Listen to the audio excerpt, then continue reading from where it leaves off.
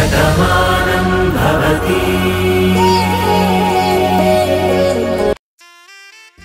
ఇదిగో ఒక్క నిమిషం, రాదొచ్చింది, తనకిస్తున్నాను, మాట్లాడు. Hi Keerthi. Satya, all the best. నువ్వెంతో ఇంట్రెస్ట్తో అక్కడికి వెళ్ళావు. అక్కడ అందరికన్నా గొప్పగా నువ్వే కనిపించాలని నేను కోరుకుంటున్నాను. ముగ్గు బాగా వెయ్యి. సరే, నువ్వు చెప్పాక కాదనేదేముంది. చూడు, నేను గెలిచి నీకు మళ్ళీ ఫోన్ చేస్తాను. మావయ్య నన్ను విష్ చేశాడు అంటే ఇంక నాకు తిరుగుండదు. నువ్వు కూడా వచ్చుంటే ఇక్కడ ఎంత బాగుండేదో. నేను రావాలనుకున్నాను, కానీ అనుకోని కారణాల వల్ల అక్కడికి రాలేకపోయాను.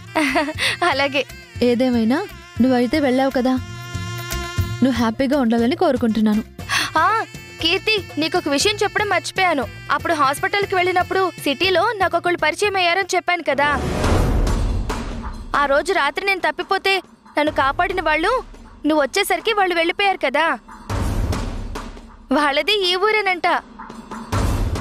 వాళ్ళంతా ఇక్కడే ఉన్నారు. నీ గురించి అడిగారు. నువ్వు కూడా బయలుదేరావు, కానీ మధ్యలో ఆగిపోయావు అని చెప్పాను. నువ్వు కూడా వచ్చుంటే బాగుండదని వాళ్ళు కూడా అన్నారు.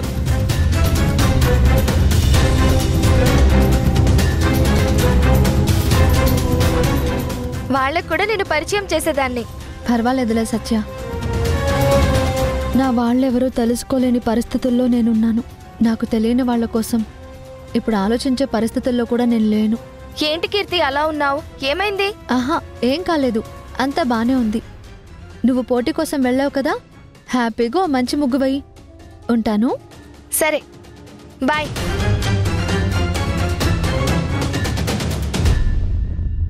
ఎక్కడ ఉన్నా పక్కన నువ్వే ఉన్నట్టుంటుంది చెలి, ఇదే మల్లరి. నా నీడైనా అచ్చం నీలా కనిపిస్తూ ఉంది, అరే ఇదేం గారడి. సత్య, నువ్వు లేని ఇల్లు నాకు శ్మశానంలా ఉంది.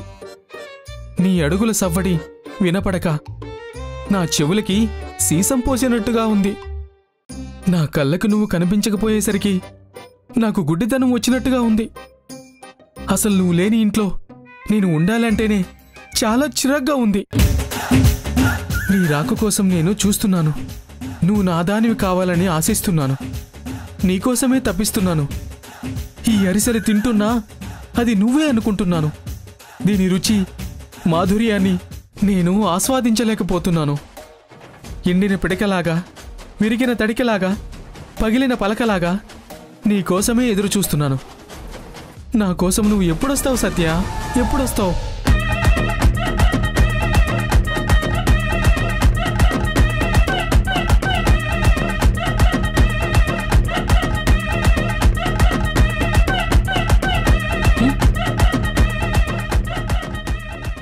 ఏంటి?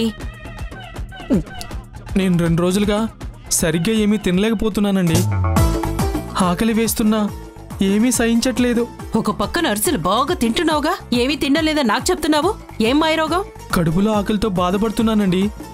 నోటికి ముద్ద కూడా వెళ్ళట్లేదు. కనీసం ఇదైనా తింటే నీరసం తగ్గుతుందని తింటున్నాను. మా ఇంటి మీద పడి బాగా తింటున్నారు కదా, ఇంకా ఏమొచ్చిందని అలా మాట్లాడుతున్నావు? మీ అమ్మాయి సత్య ఎప్పుడొస్తుందండి?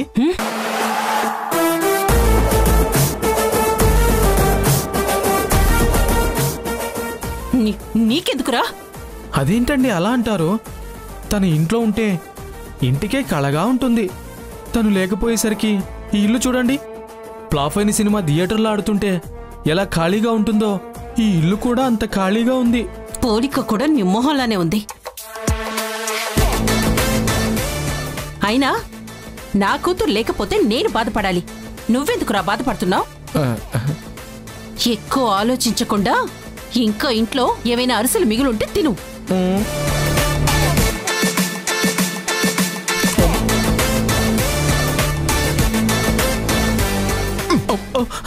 నీకు అసలు బుద్ధుందా? ఎవరిని ఏమడగాలో నీకు తెలుసా? ఆవిడ ఏదో ఆలోచనలో ఉంది కాబట్టి నిన్ను కొట్టకుండా వెళ్ళిపోయిందిరా.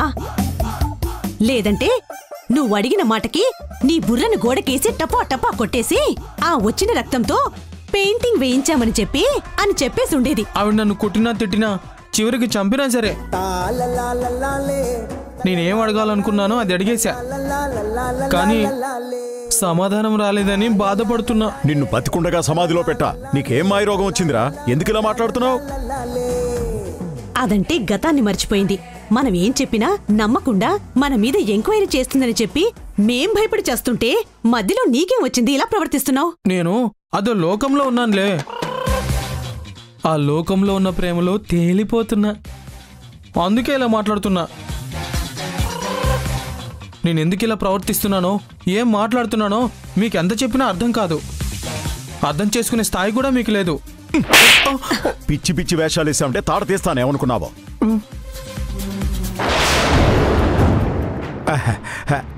అమ్మా కీర్తి,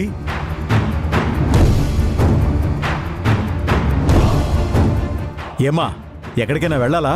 వెళ్ళాలంటే చెప్పు, డ్రైవర్ని పిలిచి కారు ఇచ్చి పంపిస్తాను. నువ్వేమి ఇబ్బంది పడకు.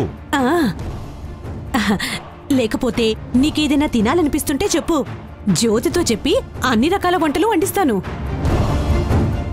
ఈ ఇల్లు మనిల్లు లాంటిదే.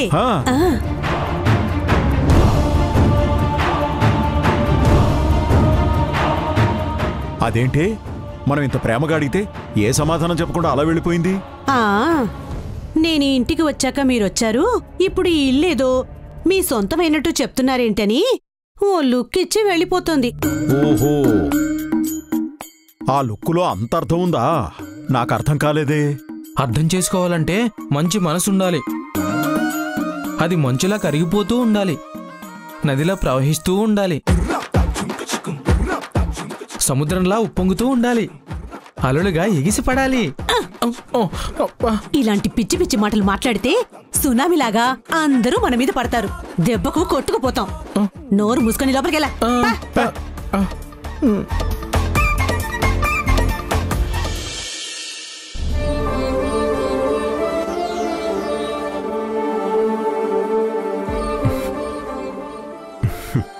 మన తెలుగు రాష్ట్రాల్లో సంక్రాంతి పండగ గురించి తెలియని వాళ్ళంటూ ఎవ్వరూ లేరు. ఈరోజు మనందరం కలిసి ఈ సంక్రాంతి సంబరాలు జరుపుకోవడం మాకు చాలా ఆనందంగా ఉంది.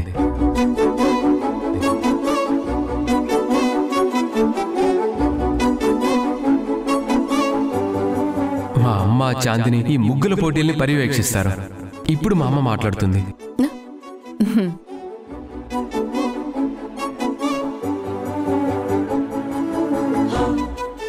మీరందరూ ఈ ముగ్గుల పోటీల్లో పాల్గొనడం అనేది మాకు చాలా ఆనందంగా ఉంది.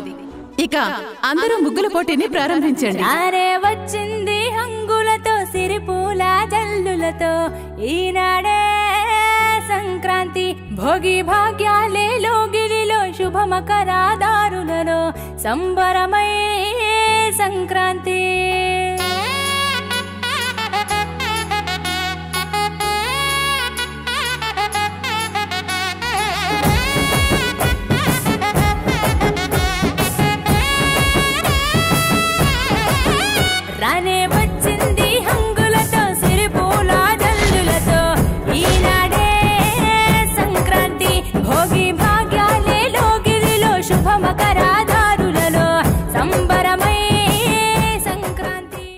నేను చెప్పినప్పుడు నువ్వు ఆ చెట్టు దగ్గరికి వెళ్ళి ఆ తాడు కట్ చేయి.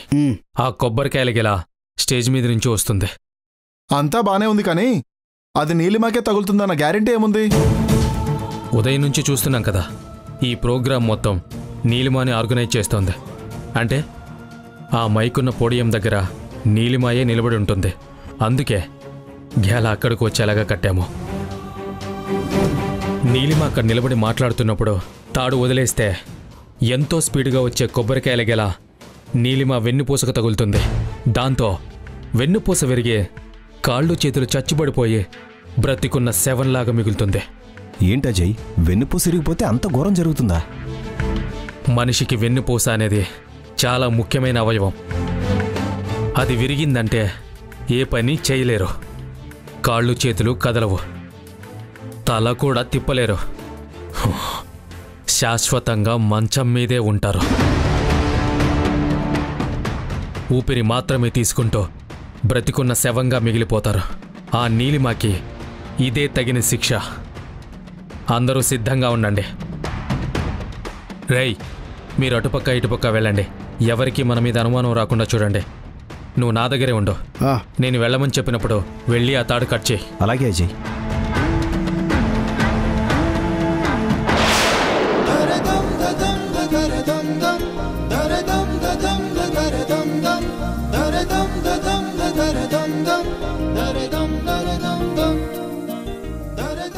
అందరూ ముగ్గులు వేసేసారా?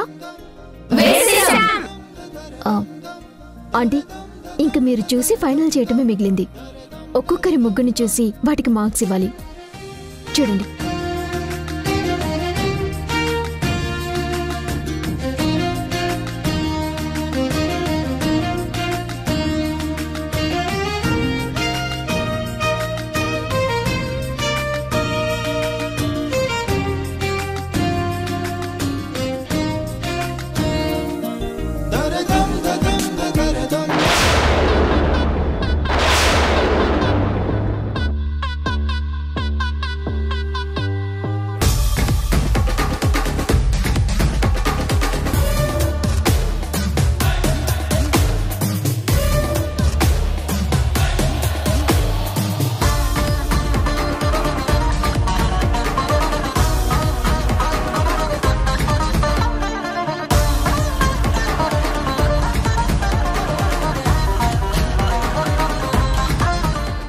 అదేంటి, నేను వేసిన ముగ్గు నువ్వెలా వేశావు?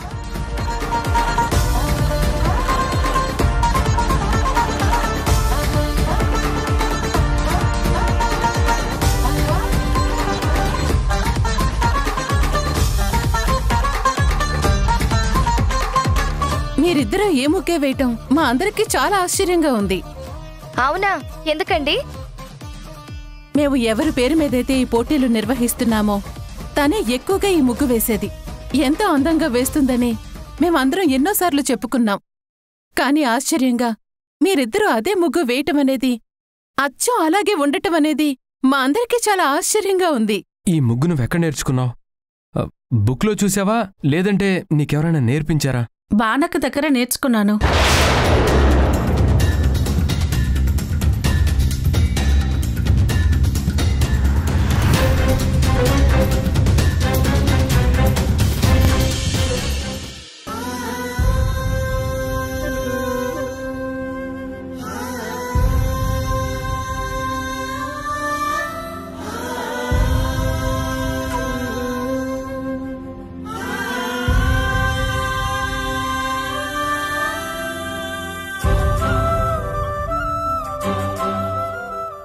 ముగ్గు ఎలా ఉందండి? నీ చిరునవ్వు అంత అందంగా ఉంది. ఏంటండి ఆ మాటలు? నేను సంక్రాంతి కోసం పెట్టిన ముగ్గిది. నన్ను పొగడ్డం మానేసి ముగ్గు ఎలా ఉందో చెప్పండి. చెప్పాను కదా బాను, ఈ ప్రపంచంలో నాకు అందంగా కనిపించేది నువ్వే. నిన్ను మించి ఏది నాకు గొప్పగా కనిపించదు. ఈ ముగ్గు నీలాగే ఉంది అంటే అది ఎంత అందంగా ఉందో నా మాటల్లో నీకు అర్థమయ్యే ఉంటుంది కదా. అయినా నీ చేత్తో నువ్వు ముగ్గు వేశాక అది బాగుండకుండా ఉంటుందా? శ్రీవారు, నా మీద మీకున్న ఈ ప్రేమకి నాకు చాలా సంతోషంగా ఉంది. కానీ ఇప్పుడు నా మీద ప్రేమ కురిపించమని చెప్పట్లేదు. నా చేత్తో వేసిన ఈ ముగ్గు ఎలా ఉందో చెప్పమంటున్నాను.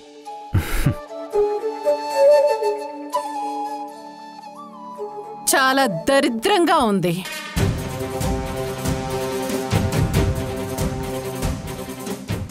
అదేంటమ్మా అలా మాట్లాడుతున్నావు? ముగ్గు బాగుంది కదా. ఏంటి కార్తీక్, భాను మీద నీకిష్టం పెరిగేసరికి తను ఏం చేసినా సరే నీకు గొప్పగానే కనిపిస్తుంది. కానీ నీ కళ్ళతో కాదు, మా ప్లేస్లో నిలబడి చూడు. ఆ ముగ్గు ఎంత చండాలంగా ఉందో నీకే అర్థమవుతుంది. అయినా ఇంత పెద్ద బిల్డింగ్ ముందు ఇలాంటి ముగ్గులేంటి? చూడటానికి ఏదో తీసుకొచ్చి ఆడిస్తున్నట్టుగా అనిపిస్తోంది. ఇంటికి ముగ్గు అందం, అందులో ఇది సంక్రాంతి పండుగ టైం. ప్రతి ఇంటి ముందు ఇంత అందమైన ముగ్గుంటుందని అందరూ చూస్తారు. ఈ పండగ అంటేనే ముగ్గులతో మొదలవుతుంది, పిండి వంటలతో పూర్తవుతుంది. బంధుజనాలతో కలకలలాడుతూ సంక్రాంతి గురించి గొప్పగా చెప్పుకుంటారు. మరి అలాంటిది మన ఇంటి ముందు ముగ్గు వేయకుండా ఉండటం ఎంతవరకు సమంజసం? ఏయ్, ఈ తెలివితేటలు మా దగ్గర చూపించుకో. పల్లెటూరులో అందరూ కావాలని చెప్పి ఒకరిని మించి ఒకరు ముగ్గులు పెట్టుకుంటూ వెళ్తారు. ఊరంతా కూడా ముగ్గులతో నింపేస్తారు. కానీ ఇది సిటీ. ఇక్కడ ఎంత సింపుల్ గా ఉంటే అంత బాగుంటుంది. అయినా ఇంటి ముందు ముగ్గంటే చూస్తే అందంగా ఉండాలి. అంతేకాని ఆకాశమంత ముగ్గేసి నేనే పెట్టాను అని చెప్పుకుంటే చాలా చిరాగ్గా ఉంటుంది. భాను అంటే నీ కోపం ఉండొచ్చమ్మా, కానీ తను వేసిన ముగ్గు బాగోలేదంటే మాత్రం నాకు బాధగా ఉంది. అంత అందమైన ముగ్గు గురించి నువ్వు ఇలా మాట్లాడితే నా మనసు కష్టంగా ఉంది. ఏంటి కార్తీక్, ఆంటీ మాటనే కాదంటున్నావు? నీ భార్య కోసం మీ అమ్మను బెదిరిస్తున్నావా? చూడు నీలిమా, మాటలతో పెడార్థాలు తీస్తూ నువ్వు గొడవలు పెట్టాలని ప్రయత్నించుకో. ఆయన ఉద్దేశం అది కాదు. నా కొడుకు ఉద్దేశం ఏంటనేది నువ్వు చెప్తేనే కానీ తెలుసుకోలేనంత అమాయకురాల్ని కాదు. చూడు కార్తీక్, నేను ముగ్గు గురించి మాట్లాడుతున్నాను. ఈ ఇంటి ముందు ఇన్ని రంగులతో ముగ్గు వేస్తే ఇంటికున్న అందం పోతుంది అని నేను చెప్తున్నాను. వెంటనే ఈ ముగ్గుని కడిగేమను.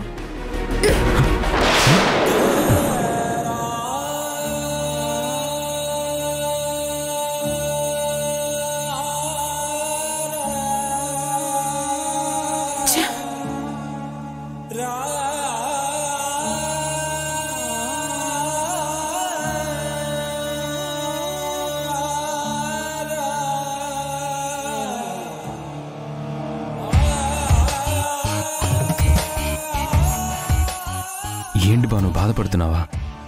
చెప్పాను కదా, ఎవరు ఏమన్నా సరే నువ్వు పెట్టిన ముగ్గు నీ అంత అందంగా ఉంది, నీ అంత నిర్మలంగా ఉంది. దాన్ని ఎవరో గుర్తించాలని వేయలేదు కదా, మనస్ఫూర్తిగా నువ్వు వేశావు. నీ మనసు తెలుసుకున్న భర్తగా నేను మనసారా ఆ ముగ్గును చూసి ఆనందించాను. నువ్వు బాధపడకు.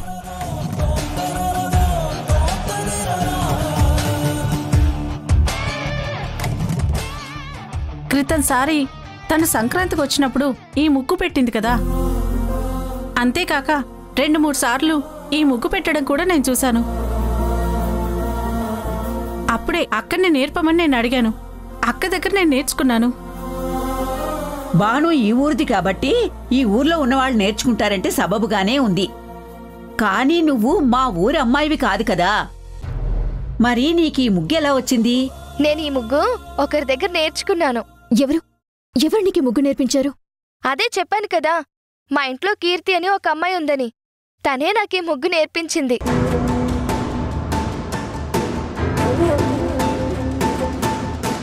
చాలా ముచ్చటగా ఉందమ్మా, ఆశ్చర్యంగా కూడా ఉంది. ఒక్క చుక్క కూడా తేడా రాకుండా నా కూతురు వేసినట్టే అలాగే వేశావు. మనిషిని పోలిన మనుషులుంటారని విన్నాను, కానీ కళ కూడా ఒకేలాగా ఉంటుందా? ఏంటి మావయ్య మీరు? భాను అంటే మనందరికీ అభిమానం కాబట్టి ఆ ముగ్గు గురించి మనం అంత ఆలోచిస్తున్నాం. ఇలాంటి ముగ్గులు చాలా చోట్ల వస్తాయి. తను కూడా నేర్చుకుందేమో, అలా ఎందుకు అనుకోకూడదు? అవును నాన్న, లేని పాను ఈ ముగ్గు నేర్పిస్తుందని మనం ఎలా ఊహిస్తాం? నానా, ఒకేలాంటి ముగ్గు ఇద్దరు ఒకేలా వేశారు. మరి ఫస్ట్ ప్రైజ్ ఎవరికివ్వాలి? ముందు మనమందరం స్టేజ్ మీదకి వెళ్దాం. అక్కడ మార్కుల్ని బట్టి ఎవరికి ఏ ప్రైజ్ ఇవ్వాలనేది నిర్ణయించుకుందాం. మీరంతా ఇక్కడే నిలబడండి. పదండి. రేయ్,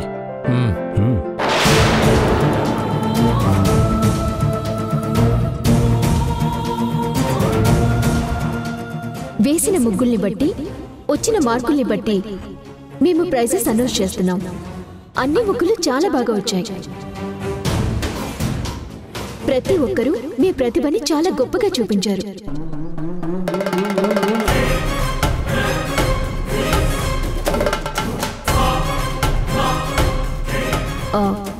అయితే ముందుగా ఫస్ట్ ప్రైజ్ అనౌన్స్ చేసి తర్వాత సెకండ్, థర్డ్ అనౌన్స్ చేయటం ఆనవాయితీగా వస్తుంది. కానీ ఈసారి ముందుగా 3వ ప్రైజ్ నుండి మొదలుపెట్టి ఫస్ట్ ప్రైజ్ దాకా వస్తాం.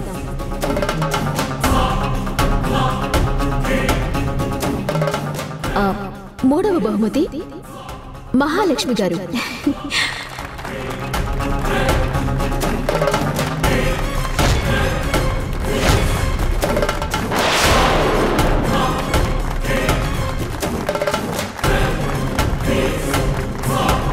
నమస్తే అమ్మా. నమస్తే అమ్మా. కంగ్రాచులేషన్స్. Thank you madam.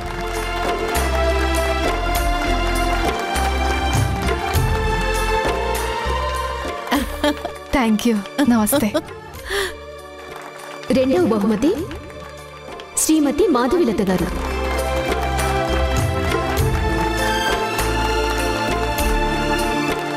నమస్తే అమ్మా. నమస్కారం.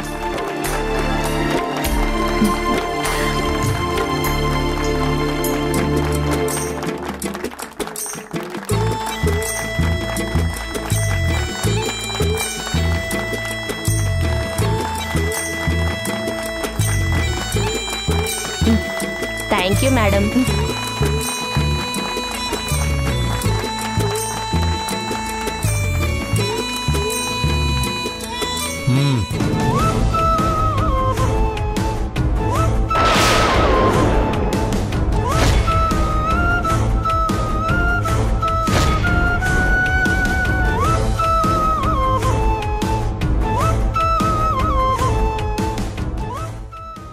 ఇప్పుడు నీలిమ, నేను మాట్లాడతాను. అలాగే.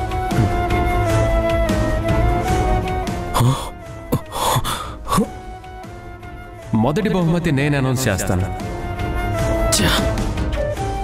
నేనెంతగానో ప్రేమించే నా భాను పేరు మీద జరుగుతున్న ఈ పోటీల్లో మా ఊహకి అందని విధంగా భాను వేసే ముగ్గుని ఇద్దరు వ్యక్తులు ఇక్కడ వేశారు.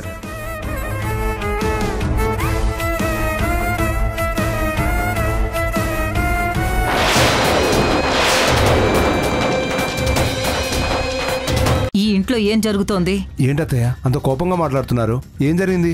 నా గదిలో ఆయన ఫోటో ముందే ఆయన వాచ్ ఉంటుంది, కానీ ఆ వాచ్ ఈరోజు కనిపించట్లేదు. వీళ్ల భయం చూస్తుంటే ఖచ్చితంగా వీళ్లే తీశారనిపిస్తుంది.